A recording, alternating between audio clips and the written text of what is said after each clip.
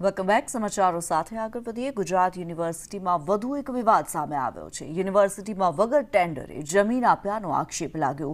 કોંગ્રેસ પ્રવક્તા પાર્થિવરાજસિંહ કઠવાડિયાએ આક્ષેપ લગાવ્યો છે। 15,000 વાર જમીન ચોરીના કૌભાંડનો આક્ષેપ કરાયો। વગર ટેન્ડરે રાધે એન્ટરપ્રાઇઝને 11 માસ માટે જમીન અપાઈ। વગર ટેન્ડરે જમીન ભાડે આપતા વાઇસ ચાન્સેલરની બેદરકારી સામે આવી છે। એસ્ટેટ વિભાગ જમીનો ભાડે આપતું હોવાનો આક્ષેપ કરવામાં આવ્યો છે।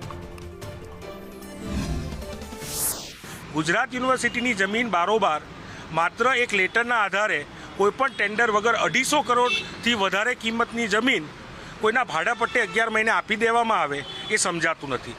શું કુલપતિએ ગાંધીનગરના કોઈ આકાના કહેવાથી આ કર્યું છે? શું કુલપતિએ પોતાના મરજીથી કોઈ પોતાના મળતિયાને સાચવવા માટે કર્યું છે? એની માહિતી તો કુલપતિ જ આપી શકશે। પણ સ્પષ્ટપણે જે શિક્ષણના હેતુ માટે અપાયેલી જગ્યાઓના ક્યાંક ફૂડ કોર્ટ બને, ક્યાંક ગેમિંગ ઝોન બને, આ પ્રકારની પ્રવૃત્તિની જ્યારે વાત આવતી હોય, કઈ પ્રવૃત્તિ માટે આ જગ્યા આપી છે એની ક્લેરિટી પણ એ લેટરમાં નથી કરી કે જે તે વખતે કન્વેન્શન હોલ હતો તો કન્વેન્શન હોલ એ હોલની ઉપયોગ માટે આપ્યો હોય, સ્પોર્ટ્સ કોમ્પ્લેક્સ હોય તો સ્પોર્ટ્સના ઉપયોગ માટે। આટલી મોટી જમીન 15,000 વાર જગ્યા, અને એ પણ આખા અમદાવાદ શહેરના હૃદય સમાન વિસ્તારમાં મધ્યમાં આવેલી 15,000 વાર કિંમતી જગ્યા કયા કારણોથી ખાનગી કંપનીને, ખાનગી એન્ટરપ્રાઇઝને આપી દીધી? અવારનવાર વિવાદોમાં સપડાતી ગુજરાત યુનિવર્સિટીનો વધુ એક વિવાદ સામે આવ્યો છે, અને આ વિવાદ છે કે ગુજરાત યુનિવર્સિટી દ્વારા ટેન્ડરની પ્રક્રિયા કર્યા વગર જ બારોબાર આ જે ગુજરાત યુનિવર્સિટીનું આખું ગ્રાઉન્ડ છે તેને ભાડે આપી દેવામાં આવ્યું છે। રાધે એન્ટરપ્રાઇઝને આ ગ્રાઉન્ડ ભાડે આપવામાં આવ્યું છે।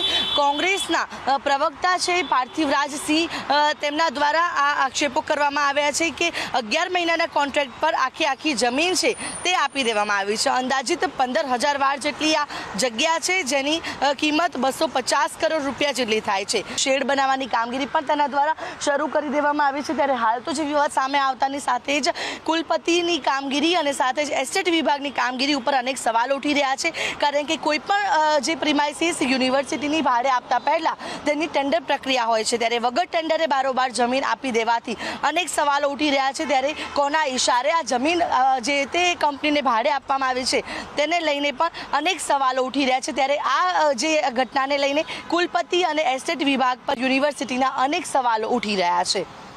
કેમેરા પર્સન મનીષ વાણિયા સાથે આયુષ યાજ્ઞિક, સંદેશ।